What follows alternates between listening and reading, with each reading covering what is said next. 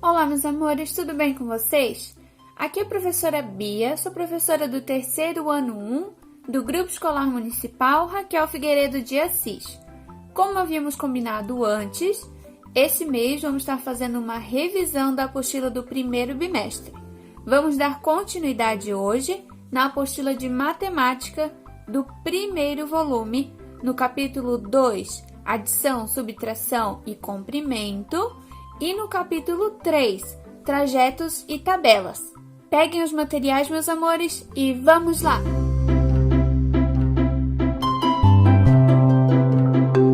Vamos dar continuidade na nossa apostila de matemática. Iniciamos hoje na página 31, onde as atividades propostas na seção Roda de Conversa e na seção Atividades envolvem unidades de medida não padronizadas. E para isso, usaremos partes do corpo como instrumentos de medida, determinando o comprimento como passos, pés e palmos. Vamos acompanhar a leitura comigo? Os times de Beatriz e Murilo estão jogando futebol no campinho do bairro onde moram. Beatriz sofreu uma falta dentro da área e vai cobrar um pênalti. Veja como ela e o juiz da partida mediram a distância da linha do gol até o lugar exato para essa cobrança. Para marcar onde será cobrado o pênalti, vamos dar 9 passos. Eu acho que a medida do juiz está errada. O juiz da partida e Beatriz deram 9 passos para ir da linha do gol até a marca do pênalti. A distância percorrida por eles foi a mesma? Nós já vimos que não foi. E por que isso ocorreu?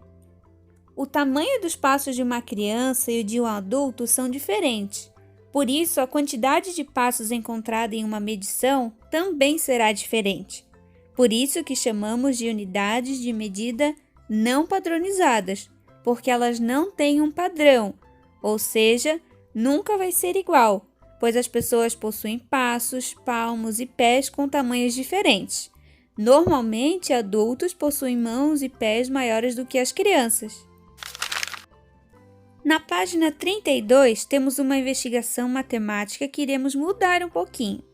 Ao invés do pátio da escola, vocês vão usar o espaço do quarto de vocês e vão responder as questões que a página apresenta conforme a quantidade de passos que você deu no contorno do seu quarto.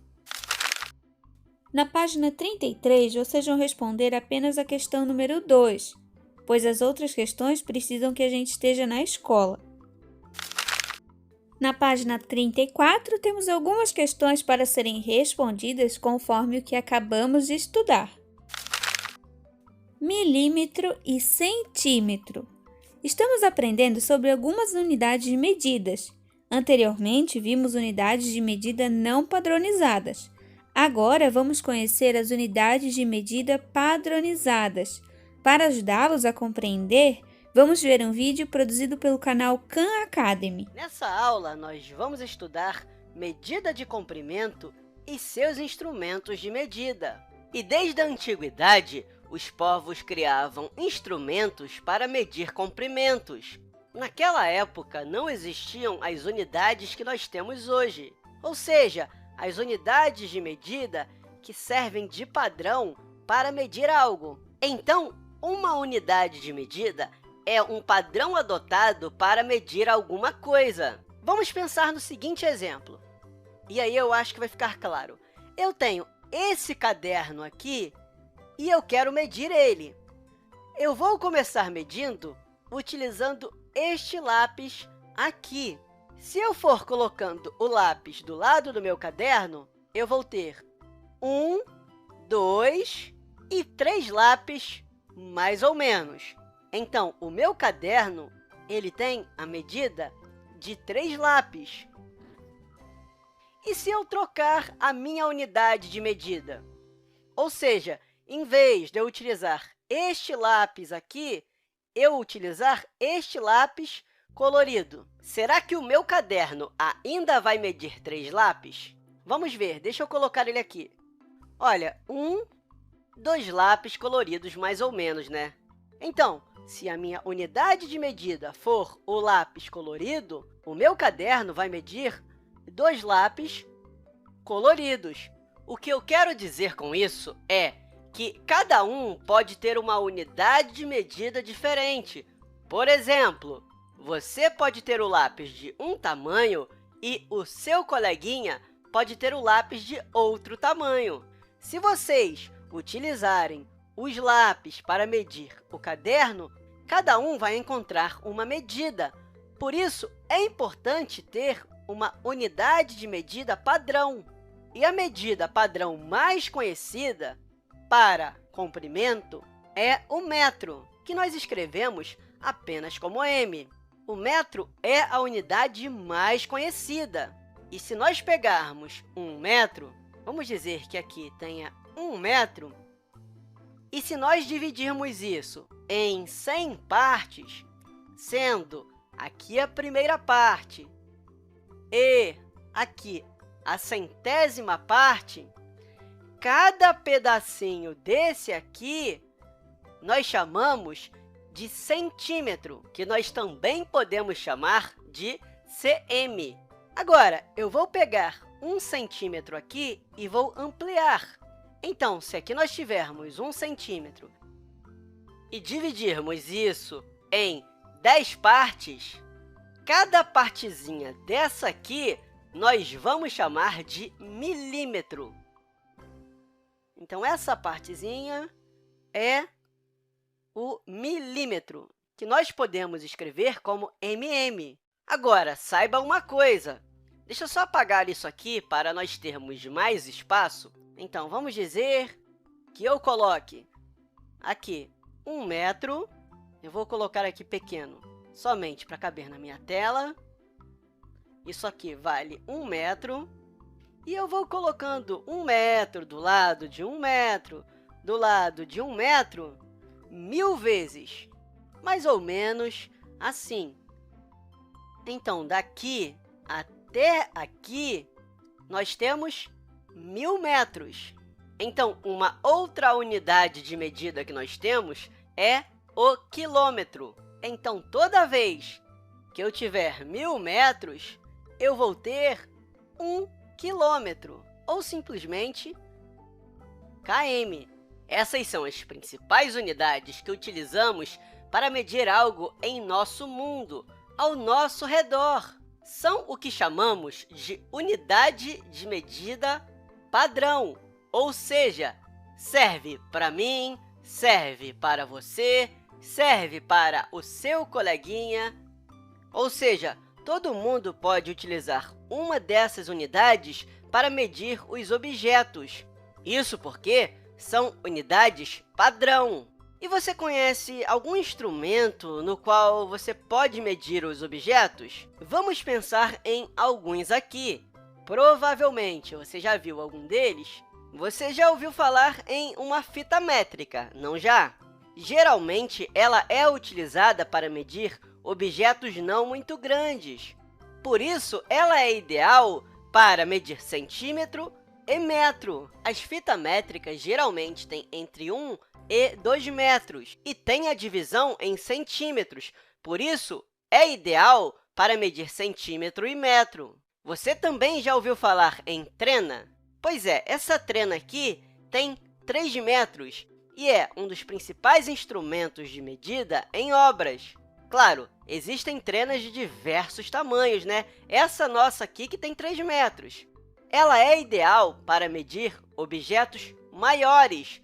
Por isso, a trena é ideal para medir metro. Isso porque o centímetro é uma unidade menor. Nós também temos o paquímetro, que é ideal para medir objetos bem pequenos. Por isso, é utilizada para medir milímetros, porque se trata de objetos bem pequenos. Um outro instrumento que com certeza você já viu é a régua. A régua ajuda a medir objetos pequenos e ela é ideal para medir centímetros, como, por exemplo, o caderno que nós vimos no exemplo anterior.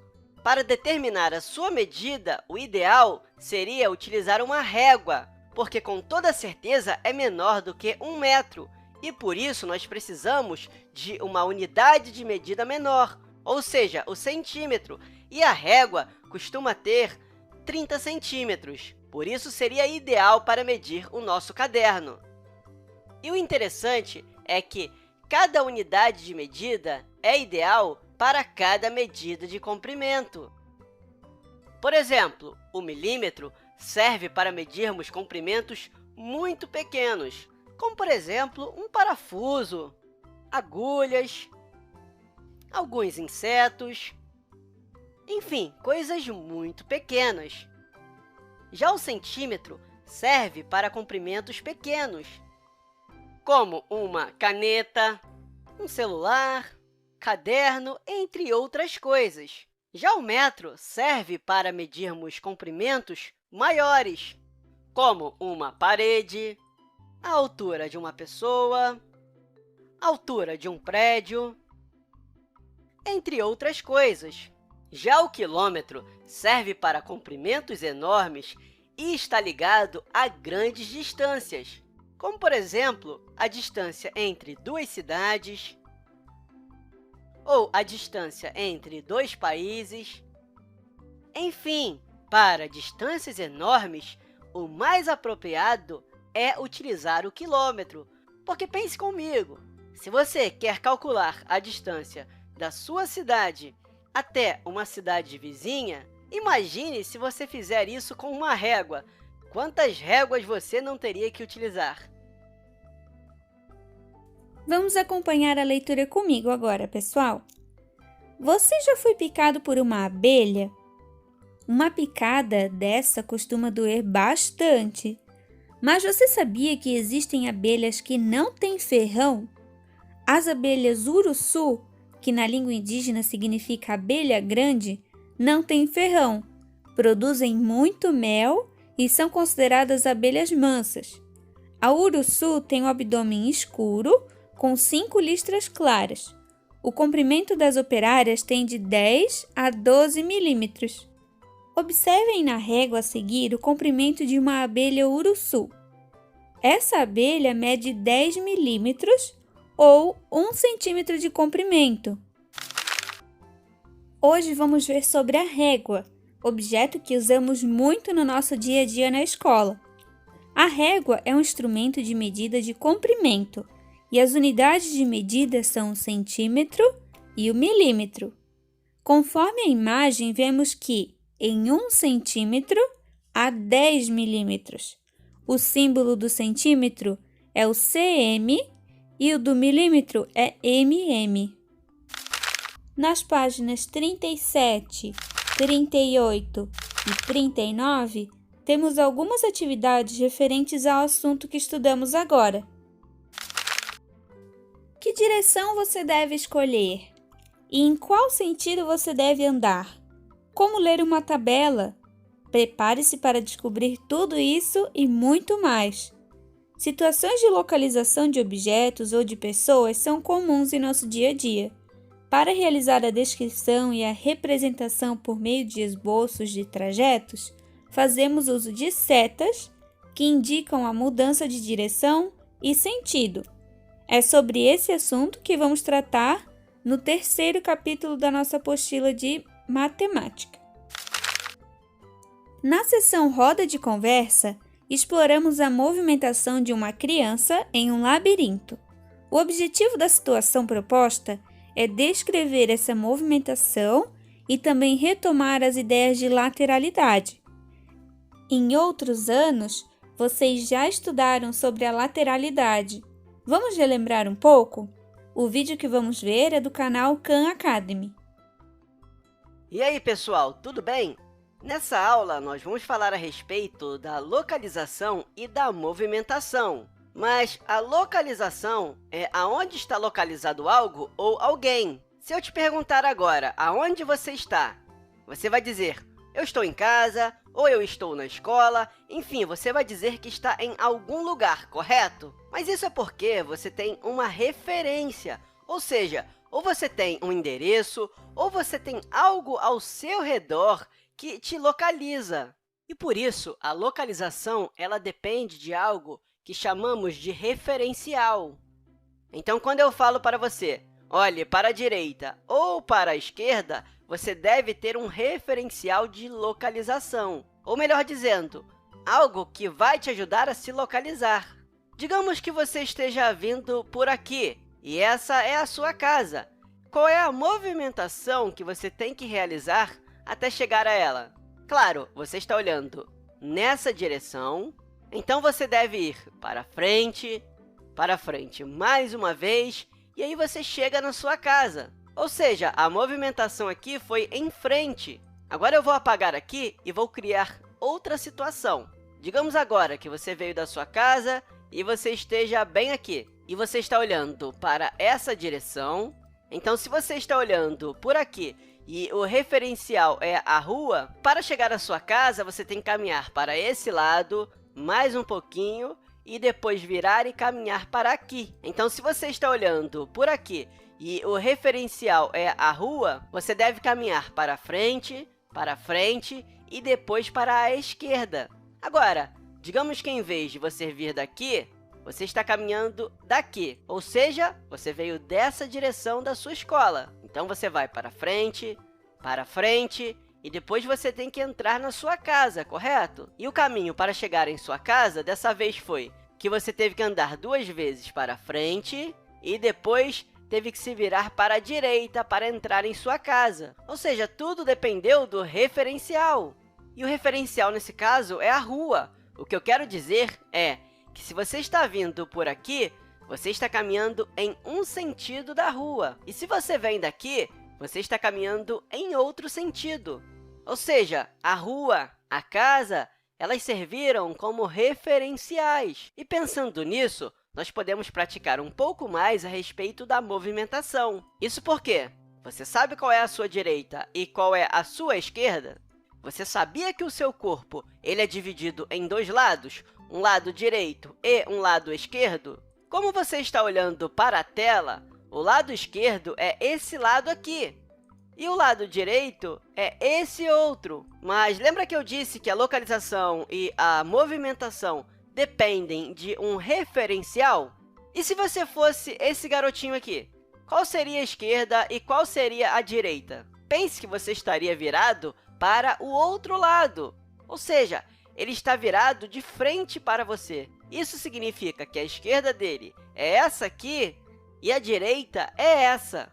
Ou seja, tudo depende de um referencial, depende de para onde você está olhando. E algumas coisas te ajudam a entender melhor qual é a esquerda e qual é a direita. Uma delas é utilizar a mão que você escreve. E aí, essa mão serve como referencial, como uma referência para você descobrir qual é a esquerda e qual é a direita. Então, por isso que é importante você guardar o lado que você escreve. Ou seja, se você escreve com essa mão aqui, você é destro. E se você escreve com essa, você é canhoto. Mas, claro, o meu referencial é a tela que está em frente a você. Por isso que eu sei que essa aqui é a direita e essa aqui é a esquerda. E a maioria das pessoas são destras, ou seja, escrevem com a mão direita. E as outras que são canhotas escrevem com a mão esquerda. Por fim, vamos ver como isso ajuda até mesmo em nossas brincadeiras. Aqui eu tenho o Pedrinho, e o Pedrinho ele quer pegar este sapinho aqui. Qual é o caminho que ele tem que fazer até chegar ao sapo? Então, o Pedrinho está aqui, então primeiro ele deve ir para a nossa direita. Note que para cima não tem caminho, então para baixo ele pode seguir. Então, o Pedrinho agora deve descer porque tem caminho. E se nós formos para a esquerda, não vamos conseguir passar. Isso significa que o Pedrinho deve ir para a direita. Se você for por esse caminho aqui, em nenhum lugar você vai conseguir chegar no sapo. Isso significa que nós temos que descer aqui. Então, para baixo, para a direita não tem caminho. Então, temos que ir um pouquinho para a esquerda. E se eu for para cima, eu não consigo chegar no sapo. Então, eu tenho que ir para baixo. E agora, eu tenho que ir para a direita. E se eu for direto por esse caminho, eu não vou chegar em lugar nenhum. Então, eu tenho que ir para baixo. Novamente, se eu for para a direita, aqui não vai ter nada. Então, eu tenho que ir para a esquerda. E eu passei direto aqui porque é um caminho fechado. Então, agora, eu tenho que ir para baixo, e se eu continuar descendo, novamente eu vou a um caminho fechado. Então, eu tenho que ir para a esquerda. E se eu continuar indo para a esquerda, eu vou novamente a um caminho fechado. Então, eu tenho que ir para baixo, e aí o Pedrinho vai para a direita, e finalmente nós conseguimos pegar o sapinho. Viu como é importante saber localização e saber se movimentar? Eu espero que isso te ajude bastante no seu dia a dia. Pense em situações no seu colégio, em sua casa, e tente falar qual é o referencial, ou seja, a referência que você está utilizando para se movimentar ou se localizar. Acompanhe agora a leitura comigo. Direção e sentido. André foi ao parque de diversões com o pai. E, ao chegar, ele foi brincar no labirinto. André fez o seguinte trajeto para sair do labirinto. Seguiu em frente, virou à direita. Seguiu em frente. Virou à esquerda, seguiu em frente. Virou à direita, seguiu em frente. Virou à esquerda, seguiu em frente. Percorrendo esse trajeto, André saiu do labirinto? Vocês viram que ele saiu. Agora vocês vão traçar no labirinto o caminho percorrido por André, igual a professora fez aqui no nosso vídeo. Nas páginas 42, 43 e 44, temos algumas atividades referentes ao assunto que estudamos agora. Na seção apresentada na roda de conversa, exploramos tabelas de dupla entrada envolvendo mais de uma informação. Acompanhem comigo. As crianças estão reunidas para participar de uma gincana na escola. Observem na tabela a seguir a quantidade de meninas e de meninos em cada uma das equipes que participam dessa gincana. Nós temos então uma tabela. Gincana na escola é o título da tabela. Temos a coluna da equipe, da quantidade de meninas e da quantidade de meninos. A equipe azul tinha 8 meninas e 10 meninos. A equipe amarela tinha 9 meninas e também 9 meninos. A equipe verde tinha 10 meninas e 8 meninos. A equipe vermelha tinha 8 meninas e 7 meninos. E o total de todas as equipes tinham 35 meninas e 34 meninos. Agora nós temos algumas questões. Quantas meninas há na equipe vermelha? Na tabela, nós conseguimos ver que há 8 meninas na equipe vermelha. E qual equipe tem a mesma quantidade de meninos e de meninas? Isso mesmo, a equipe amarela, que possui 9 meninas e 9 meninos. E agora, quantas crianças há na equipe verde? Para chegarmos a esse resultado, é só a gente somar as duas informações. 10 mais 8. 10 mais 8 fica 18 crianças na equipe verde. E quantas crianças participam dessa gincana? Se nós somarmos as duas informações, 35 mais 34, chegamos no resultado 69. Então, 69 crianças participaram da gincana. Nas páginas 46, 47, 48, 49 e 50, temos algumas atividades referentes ao assunto que estudamos agora e uma revisão dos conteúdos estudados no primeiro volume dessa apostila. Por hoje era isso, meus amores. Espero que tenham gostado do vídeo. Não esqueçam de deixar o like e de colocar o nome completo de vocês aqui embaixo nos comentários. Um beijo e até a próxima. Tchau!